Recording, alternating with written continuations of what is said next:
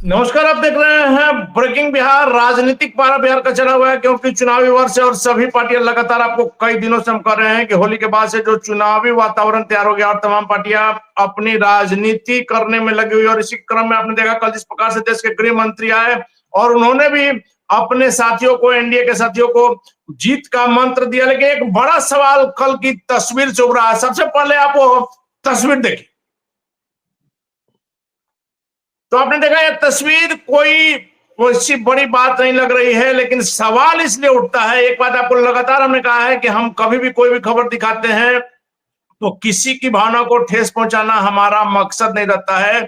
जो सवाल उठता है अपने दर्शकों को बताने का, समझाने का प्रयास करते हैं। जो तस्वीरें हैं, बीजेपी के मीडिया प्रभारी दानिश इकबाल गए हैं वीआईपी सुप्रीमो मुकेश सहनी को निमंत्रण देने ईद में अपने आवास पर आने के लिए। लेकिन आप कहेंगे कि ईद में तो कोई भी निमंत्रण देता है किसी को, इसमें बड़ी बात क्या है? तो बड़ी बात यह है कि मुकेश सहनी जो अभी महागठबंधन में बताए जाते हैं, और लालू प्रसाद यादव और राबड़ी देवी तेजस्वी यादव ने जो इफ्तार की दावत दी थी, उसमें जब मुकेश सहनी नजर नहीं आए तो सवाल उठता है। हालांकि इस तस्वीर के आने के बाद से थोड़ी राजनीतिक सरगर्मी बढ़ गई है और सवाल उठ रहा है कि क्या जो कई दिनों से यह कयास लगाए जा रहे हैं कि वीआईपी सुप्रीमो मुकेश सहनी जो बिहार की राजनीति में तापमान जो है, बिहार की राजनीति का तापमान चढ़ा देते हैं और कहा जाता है कि जिधर मुकेश सहनी जाएंगे सरकार उधर बनेगी। तो क्या अगर आज जाते हैं दानिश इकबाल के घर पर ईद में तो सवाल तो उठेगा। हालांकि मुकेश सहनी आगे क्या करेंगे यह देखने वाली बात होगी, लेकिन इतना तय है कि जिस प्रकार से एनडीए और महागठबंधन दोनों उनको अपने साथ रखने के लिए प्रयासरत है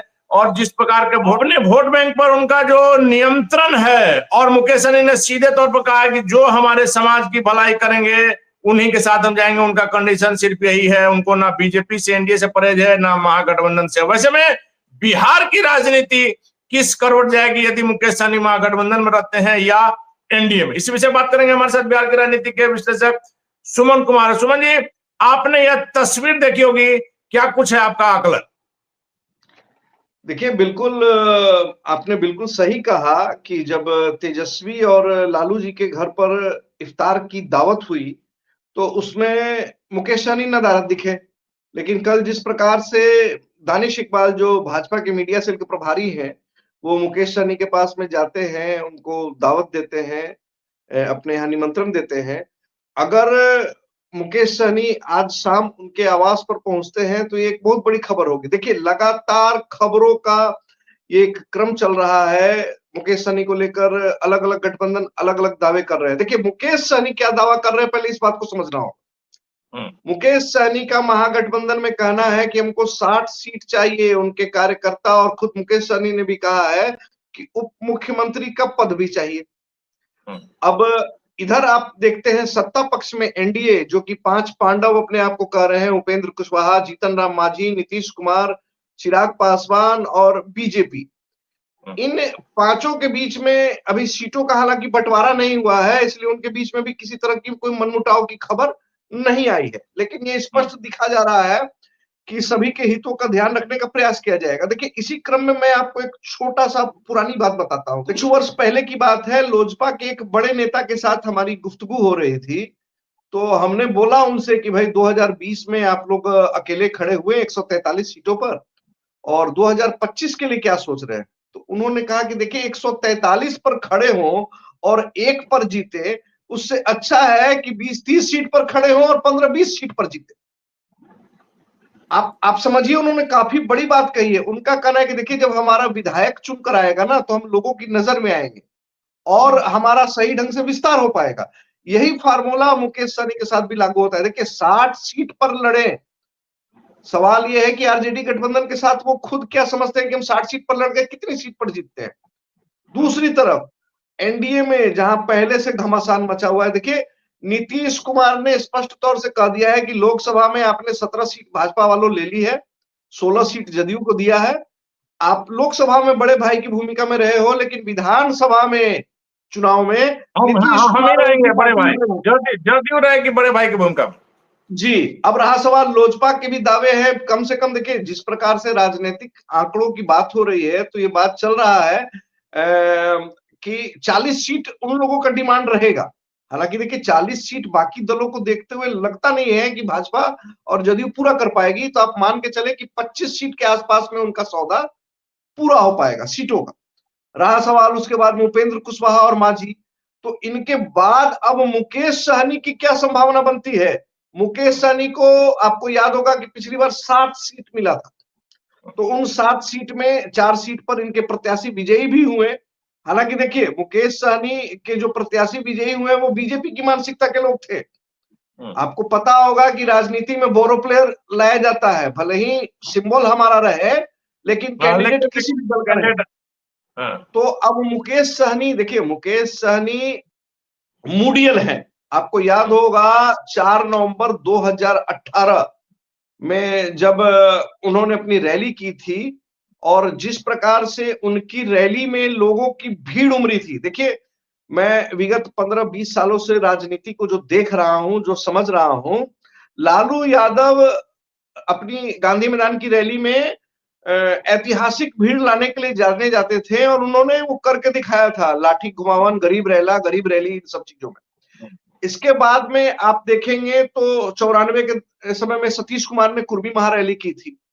लेकिन अगर आप विगत 10 वर्षों में देखेंगे तो गांधी मैदान में भाजपा ने भी अच्छी रैली की है, जदयू ने भी अच्छी रैली की है, सभी पार्टियों ने अच्छी रैली की है। लेकिन अगर जातिगत रैली की बात आप करते हैं तो जाति की अगर आप बात कर रहे हैं जी, तो 4 नवंबर 2018 को जो मुकेश सहनी ने मल्लाह समाज की रैली की थी, मल्लाह समाज, पूरे बिहार के मल्लाह समाज का जो जुटान किया था वो ऐतिहासिक महाजुटान था। हालांकि राजनैतिक सौदेबाजी में मुकेश सहनी पिछड़े रह गए, लेकिन उनके पास जो आधार वोटर है, देखिए मुकेश सहनी लगातार दावा करते हैं कि बिहार में हमारी जाति के 12 से 14% मतदाता हैं। हालांकि जातिगत जो सर्वे हुआ उसमें मल्लाह जाति के मात्र 2.60% लोगों को ही गिना गया और कहा गया कि आपकी संख्या 34,10,000 के आसपास में। लेकिन मुकेश सहनी का लगातार कहना है कि देखिए हम केवल मल्लाह में नहीं है, मल्लाह की कई उपजातियां हैं, चाहे बिंद हो, केवट हो, निषाद हो, इन सब को अगर जोड़ दिया जाए तो हम बिहार में दूसरी या तीसरी सबसे बड़ी जाति हो जाते हैं। अब बात को समझिए, देखिए यही आरोप, यही दावा कुशवाहा समाज के लोगों के द्वारा भी लगातार किया जाता है कि बिहार में हमारी आबादी भी काफी अच्छी खासी है। लेकिन हम उन दावों में कितनी सच्चाई है उन पर बात नहीं करेंगे, क्योंकि बिहार सरकार ने जो आंकड़े पेश किए हैं प्रामाणिकता तो उन्हीं आंकड़ों की रहती है। लेकिन इसके बावजूद अगर आप केवट और बिंद की भी बात करते हैं, जो मल्लाहों के निकटतम है या मल्लाहों के ही बीच के एक पार्ट है, तो उनको भी अगर आप जोड़ देते हैं तो 56 लाख से ऊपर आबादी बिहार में हो जाती है, मल्लाह, केवट और बिंद की। तो आप बात समझिए कि इतनी बड़ी आबादी का एकमात्र अगर कोई सबसे बड़ा नेता है, सबसे बड़ा नेता कोई है तो मुकेश सहनी है। इस बात को कहने में कोई गुरेज नहीं रहनी चाहिए और इस बात को लोगों को स्वीकार करना चाहिए। ये अलग विषय है कि मल्लाह श्रेणी के जो लोग हैं ये मूलतः पहले आपको मुकेश सहनी के उदय के पहले ये बीजेपी के वोटर हुआ करते थे। लेकिन जब मुकेश सहनी का उदय हुआ, सन ऑफ मल्लाह अपने आप को कहते हैं, तो उसके बाद से ये वोटर काफी हद तक मुकेश सहनी के आसपास जाके गोलबंद हो गए। तो अब इन गोलबंद वोटरों को मुकेश सहनी 2025 बिहार विधानसभा चुनाव में क्या स्थान दे पाते हैं, कितना प्रतिनिधित्व दे पाते हैं, खुद किस सीट से लड़ते हैं, जीतते हैं या हारते हैं, ये तो भविष्य के गर्भ में छुपा हुआ है। लेकिन मुकेश सहनी अपनी जाति की संख्या को दिखाकर एनडीए से और भी बार्गेनिंग कर सकते हैं। और अगर ये आज दानिश इकबाल के ईद की पार्टी में पहुंचते हैं, ईद की दावत में पहुंचते हैं, तो मान लीजिए कि बिहार की राजनीति का एक नया अध्याय आज से चालू हो जाएगा। लेकिन यह तो माना जाएगा ना कि अभी जब 5 पांडव एनडीए एक साथ है, तेजस्वी अकेले टक्कर दे रहे हैं, अकेले इन द सेंस कि उनके साथ कांग्रेस, अभी वीआईपी सुप्रीमो मुकेश सहनी की भी बात आ रही है, लेफ्ट पार्टियां भी साथ में है, अभी माना जा रहा है कि बराबर की टक्कर है और विधानसभा चुनाव में कांटे की टक्कर महागठबंधन और एनडीए में होगा। लेकिन जिस प्रकार से एनडीए के नेता दावा कर रहे हैं कि महागठबंधन चुनाव से पहले बिखर जाएगा, हालांकि एक बार तेजस्वी ने भी कहा था कि अब जो गठबंधन हम लोग का था लोकसभा चुनाव के लिए था। बड़ा सवाल यह उठता है कि यदि मुकेश सहनी चले जाते हैं एनडीए में, तब क्या होगा? एनडीए का पलड़ा भारी होगा। तेजस्वी कमजोर होंगे या कुछ और? देखिए, कौन कमजोर होगा इससे ज्यादा महत्वपूर्ण है कि मुकेश सहनी अगर एनडीए गठबंधन में चले जाते हैं। देखिए, मुकेश सहनी जिस कद के नेता है, मैंने शुरू में कहा ना, दिमाग से नहीं बात करते हैं मुकेश सहनी। मुकेश सहनी दिल से ज्यादा सोचते हैं, थोड़ा मूडियल टाइप आदमी कहे जाते हैं। और मुकेश सहनी जिस भी गठबंधन में जाएंगे, ये एक परम सत्य है कि वो गठबंधन मजबूत होगा, क्योंकि उनके पीछे में लाखों वोटरों की संख्या है। और जिस भी दल में जाएंगे, देखिए आप बात समझिए, मल्लाह जाति के वोटर मूलतः कहां पाए जाते हैं, इन चीजों को भी तो समझना होगा ना। आप वैशाली मुजफ्फरपुर का जो इलाका है, आप जो नदी तटीय इलाका है आपको उत्तर बिहार पे, उन सारे इलाकों में आप देखेंगे कि मल्लाहों की आबादी काफी अच्छी खासी है।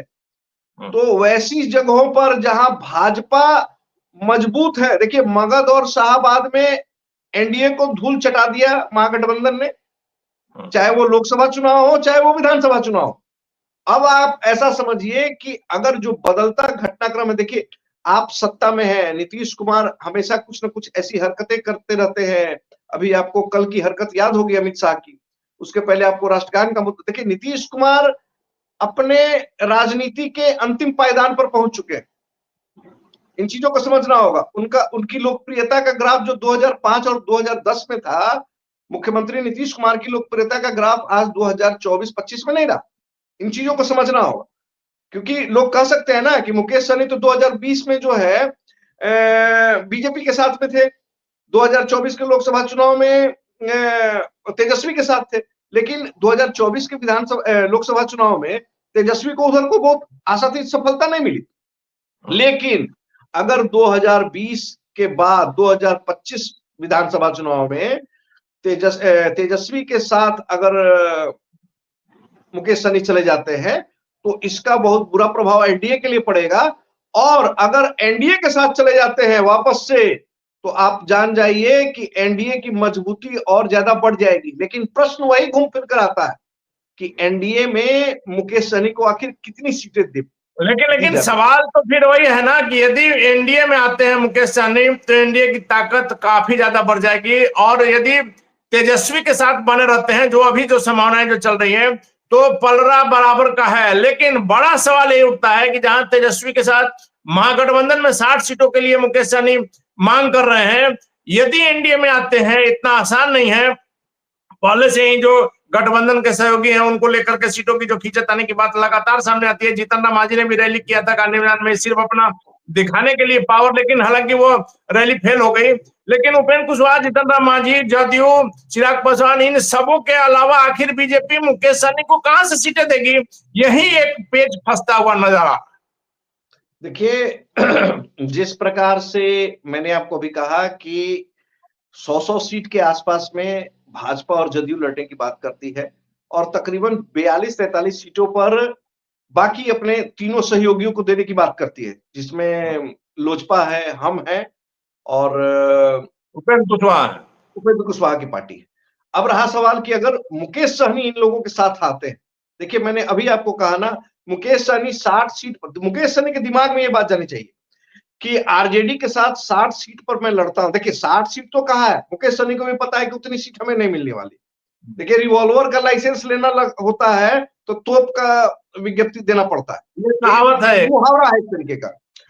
उसी प्रकार से मैं आपको कह रहा हूं कि 60 सीट उनको नहीं लेनी है, उनको जितनी सीट लेनी है उनको खुद पता है।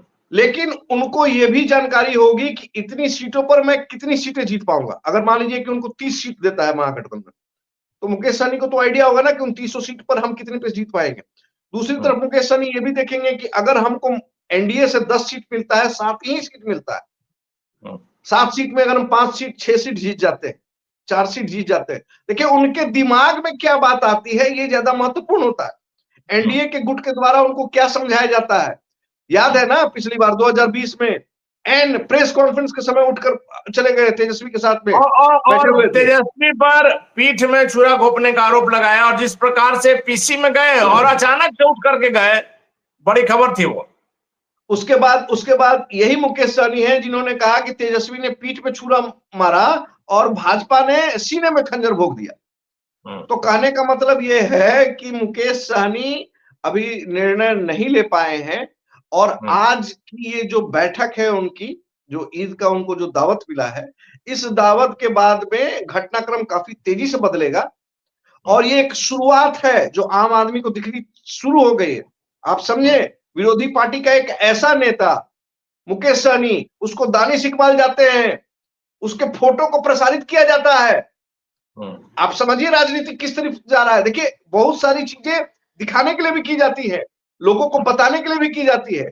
उन्हीं सारी घटनाओं के क्रम में ये भी एक घटनाक्रम है जिसमें दानिश इकबाल का और मुकेश सहनी का फोटो वायरल होता है, और इस फोटो के माध्यम से आगे की रणनीति 2025 बिहार विधानसभा चुनाव की बनाई जाती है।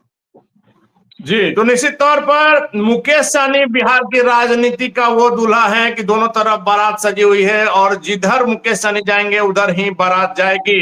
लगातार जिस प्रकार से मुकेश सहनी कर रहे हैं कि जो हमारे समाज को भाव देगा, जो इनको आरक्षण का सही लाभ देगा, उसी के साथ जाएंगे, किसी गठबंधन से कोई गुरेज नहीं है। और निश्चित तौर पर बिहार में जो मुकेश सहनी की ताकत है उससे इनकार नहीं किया जा सकता है। लालू प्रसाद यादव, रामविलास पासवान जैसे नेता, जो कि कहा जाता है कि अपनी जाति का वोट जिधर चाहेंगे उधर घुमा सकते हैं, उसमें एक मुकेश सहनी भी नाम हो गया है कि मुकेश सहनी जिधर चाहेंगे अपनी पार्टी के एकमात्र नेता सन ऑफ मल्लाह के नाम से मशहूर है, और जिधर चाहेंगे उनकी पार्टी में उनके समाज का वोट जाएगा। वैसे में उनकी ताकत को नजरअंदाज नहीं किया जा सकता, और इसी कारण से लगातार ये खबरें चल रही है कि बीजेपी में भी जा सकते हैं मुकेश सहनी। इस बात को कल और बल मिला जब दानिश इकबाल, जो कि बीजेपी के मीडिया प्रभारी हैं, उनको निमंत्रण देने के लिए गए। और हमने शुरू में कहा कि यदि आज उनकी ईद की दावत में पहुंचते हैं मुकेश सहनी तो बड़ा सवाल उठेगा, बड़ा कंफ्यूजन की स्थिति होगी, क्योंकि जब लालू प्रसाद यादव के इफ्तार की दावत में मुकेश सहनी नहीं गए, गठबंधन में बने हुए हैं, और वैसे में बीजेपी के साथ जाते हैं, तो निश्चित तौर पर बड़ा सवाल उठ खड़ा होगा। बिहार की राजनीति में एक बड़ी हलचल सामने आपको देखने को मिल सकती है, क्योंकि जैसे ही दानिश इकबाल की ईद की दावत में जाएंगे मुकेश सहनी, अटकलें लगनी शुरू हो जाएगी कि क्या महागठबंधन छोड़ करके मुकेश सहनी जाएंगे बीजेपी के साथ। और वैसे में जब कड़ी टक्कर है 2025 के बिहार विधानसभा चुनाव में महागठबंधन और एनडीए में, और दोनों अपने अपने कोई भी कसर छोड़ना नहीं चाह रहे हैं, लगातार जनता के बीच में लगातार सभी नेता जा रहे हैं और अपनी अपनी बात रख रहे हैं। और बीजेपी का भी आप देख रहे हैं जिस प्रकार से प्रधानमंत्री से लेकर के गृह मंत्री अमित शाह का जो दौरा अभी शुरुआत हो चुका है, और लगातार कहा जा रहा है कि चुनाव तक ये लोग आते रहेंगे। और कल भी गृह मंत्री ने कहा कि अपनी किसी भी बात से ऐसा संदेश नहीं दीजिए कि हम लोग पांचों पांडव में गठबंधन में किसी प्रकार का कोई दिक्कत है, सीटों को लेकर से लेकर के तमाम बातों में। वैसे में आज का यह बड़ा सवाल अपने दर्शकों के लिए छोड़ करके जाते हैं कि यदि मुकेश सहनी आ जाते हैं एनडीए में तो क्या कुछ होगी महागठबंधन की तस्वीर, क्या एक तरफा लड़ाई होगी, या अकेले तेजस्वी सभी को टक्कर देने में हो सकते हैं काबिल, या तेजस्वी जिस प्रकार से उभर रहे हैं। आपने देखा पिछले दिनों कन्हैया को लेकर के भी जो कांग्रेस की जो बात है, लालू प्रसाद यादव का हनुमान माने जाने वाले अखिलेश सिंह को जिस प्रकार से हटा दिया गया, निश्चित तौर पर खेला चल रहा है। और जिस प्रकार से चुनाव नजदीक आते जा रहा है, ऐसा कई खेला आपको देखने को मिलेगा। बड़ा सवाल आपको छोड़कर जा रहा है, निश्चित तौर पर कमेंट बॉक्स में बताइएगा कि मुकेश सहनी यदि एनडीए में जाते हैं तो बिहार की राजनीति पर इसका क्या कुछ असर होगा। फिलहाल हमें दीजिए इजाजत, नमस्कार।